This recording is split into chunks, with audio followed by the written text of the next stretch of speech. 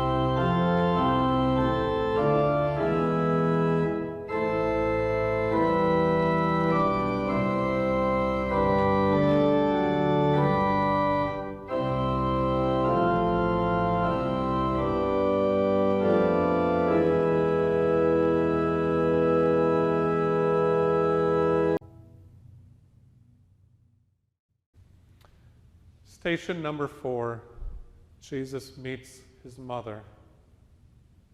Jesus' path takes him to a powerful source of his strength to continue. All of his life, his mother had taught him the meaning of the words, "Behold, the handmaid of the Lord." Now they look into each other's eyes. How pierced through her heart must be, how pained he must be to see her tears. Now her grace-filled smile blesses his mission and stirs his heart to its depth. Love and trust in God bind these two together. We adore you, O Christ, and we bless you, because by your holy cross you have redeemed the world. Station number 5. Simon of Cyrene helps Jesus to carry his cross. Jesus even experiences our struggle to receive help. He is made to experience the poverty of not being able to carry his burden alone.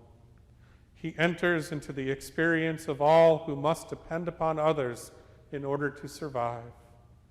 He is deprived of the satisfaction of carrying this burden on his own. We adore you, O Christ, and we bless you, because by your holy cross you have redeemed the world. Station number 6. Veronica wipes the face of Jesus. Jesus' journey is at times brutal. He has entered into the terrible experiences of rejection and injustice in this world. He has been whipped and has been beaten. His face shows the signs of his solidarity with all who have ever suffered injustice and vile, abusive treatment. He encounters a compassionate, loving disciple who wipes the vulgar spit and mocking blood from his face.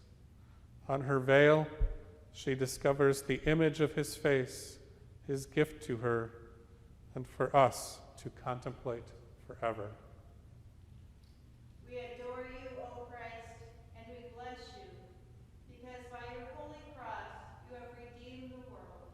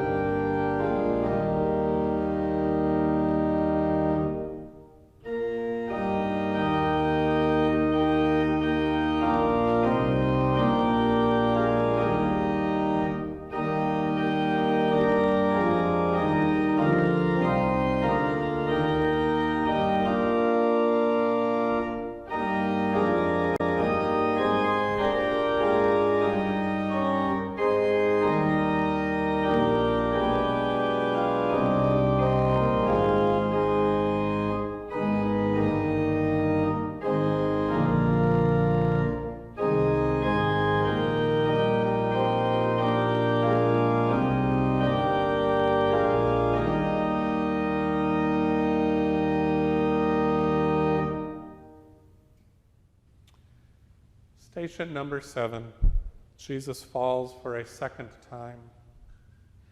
Even with help, Jesus stumbles and falls to the ground. In deep exhaustion, he stares at the earth beneath him. Remember, you are dust, and to dust you shall return. He has seen death before. Now he can feel the profound weakness of disability and disease and aging itself. There, on his knees, under the weight of his cross. We adore you, O Christ, and we bless you, because by your holy cross you have redeemed the world.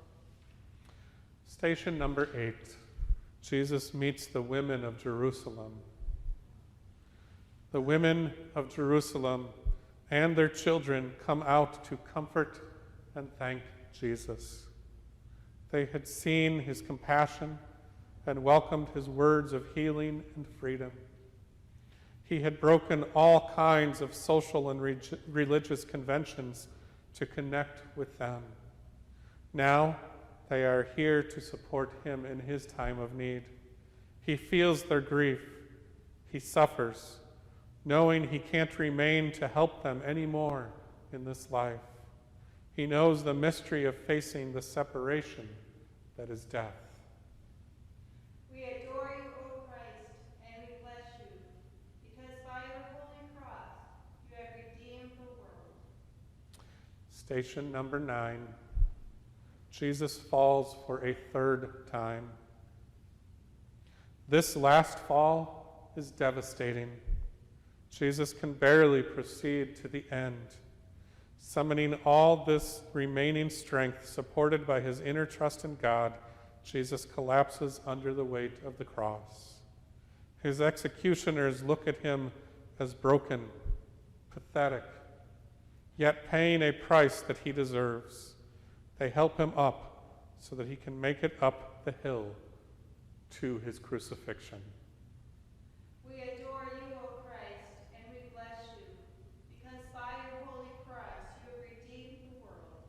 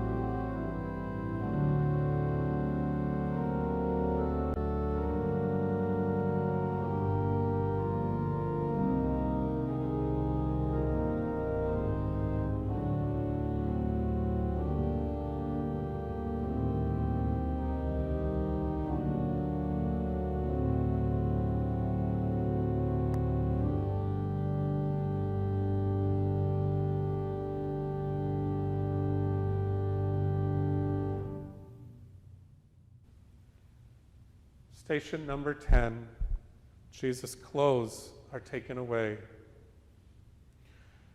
Part of the indignity is to be crucified naked. Jesus is completely stripped of any and all pride. The wounds on his back are torn open again. He experiences the ultimate vulnerability of defenselessness. No shield or security to protect him. As they stare at him, his eyes turn to heaven. We adore you, O Christ, and we bless you, because by your holy cross you have redeemed the world. Station number 11, Jesus is nailed to the cross. Huge nails are hammered through his hands and his feet to fix him upon the cross. He is bleeding much more seriously now. As the cross is lifted up, the weight of his life hangs on those nails piercing his flesh. Every time he struggles to pull himself up to breathe, his ability to cling to life slips further away. We adore you, O Christ, and we bless you, because by your holy cross you have redeemed the world. Station number 12, Jesus dies on the cross. Between two criminals, a mocking title above his head, with only Mary and John and Mary Magdalene to support him, Jesus surrenders his very last breath. Into your hands I commend my spirit. We adore you, O Christ, and we bless you, because by your holy cross you have redeemed the world. Station number 13, the body of Jesus is taken down from the cross. What tender mourning! Jesus' lifeless body lies in his mother's arms. He has truly died. A profound sacrifice has been made complete. We adore you, O Christ, and we bless you, because by your holy cross you have redeemed the world. Station number 14, Jesus is laid in the tomb. They take the body of Jesus to its resting place. The huge stone over the tomb is the final sign of the permanence of death. In this final act of surrender, who would have imagined this tomb would soon be empty, or that Jesus would show himself alive to his disciples, or that they would recognize him in the breaking of the bread?